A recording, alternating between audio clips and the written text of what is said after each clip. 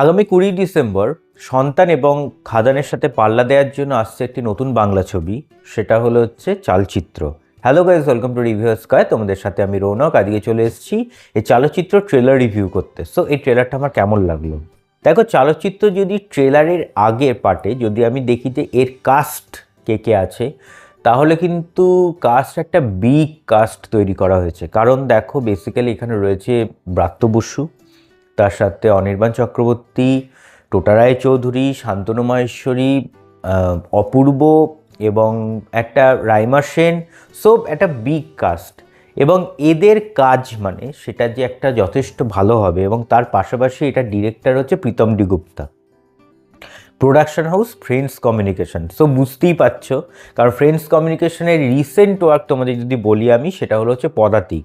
এবার পদাতিক কেমন হয়েছে এবং পদাতিক কী রেটে ফেমাস, সেটা তো আমরা প্রত্যেকেই জানি। সো এই কাজটাও কিন্তু একটা আলাদা জায়গা করে নিতে চলেছে বলে আমি মনে করি। কারণ ফ্রেন্ডস কমিউনিকেশনের কাজগুলো এরকম হয়, তাদের ওয়ার্ড অফ মাউথে প্রচার কিন্তু খুব ভালো এবং তাদের ওয়ার্কিং ফিচার্সও কিন্তু খুব ভালো। সো এই ট্রেলারটা কেমন? ট্রেলারটা কিন্তু একটা বেশ ভালো ট্রেলার। কেন বলছি তার কারণ হলো যে কনসেপ্টটা বেসড অন সিনেমা, সেটা হলো সিরিয়াল কিলিং।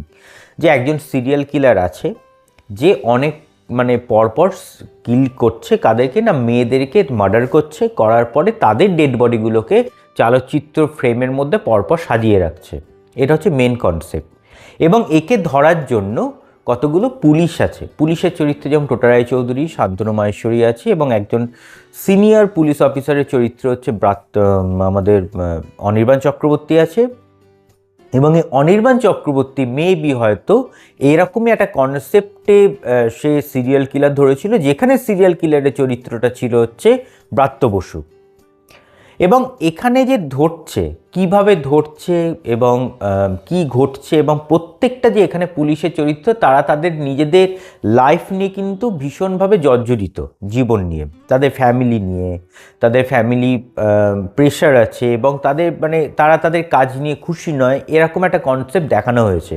এবং অ্যাট লাস্ট যেটা দেখানো হয়েছে যে অপূর্ব যে ক্যারেক্টারটা, সে কোনো একটা জায়গায় মার্ডার করতে গিয়ে ধরা পড়ছে, এবং তাকে টোটা রায়চৌধুরীর অপোজিটে অপূর্ব বসে আছে, এবং সেখানে একটা সিকোয়েন্স ক্রিয়েট করা হয়েছে, যেখানে মানুষকে হয়তো বোঝানো হচ্ছে যে অপূর্বই কিন্তু সিরিয়াল কিলার।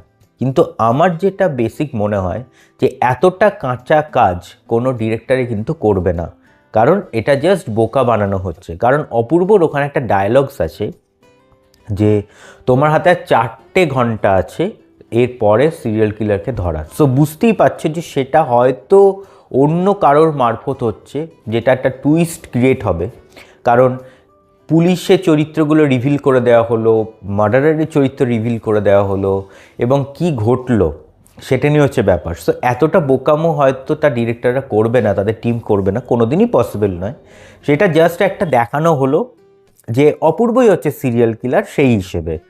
সো এই সিনেমাটা কিন্তু একটা যথেষ্ট ভালো সিনেমা হবে, আমি শিওর। এবং এই সিনেমার অডিয়েন্সও কিন্তু আসবে, কারণ যেহেতু এই সিনেমাটা কিন্তু এই বেসড অন দেখবে সিরিয়াল কিলার। কারণ এর আগে আমরা 22শে শ্রাবণ দেখেছি, সেই 22শে শ্রাবণও কিন্তু সিরিয়াল কিলিং নিয়ে কনসেপ্টটা ছিল, এবং লাস্টে গিয়ে একটা কিন্তু টুইস্ট ক্রিয়েট হয়েছিল, যেখানে আমরা ভাবিনি যে বুম্বাদার ক্যারেক্টারটাই এইরকমভাবে করাতে পারে। এটাও কিন্তু এখানে মেবি হয়তো হতে পারে যে কেউ একটা পুলিশের মধ্যেই কেউ একটা এরকম হয়তো করাচ্ছে।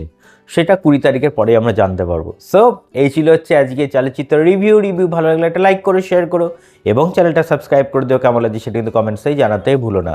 সো ভালো থাকবেন, সুস্থ থাকবেন, এবং সিনেমা দেখবেন আমাদের চোখ দিয়ে। Thank you.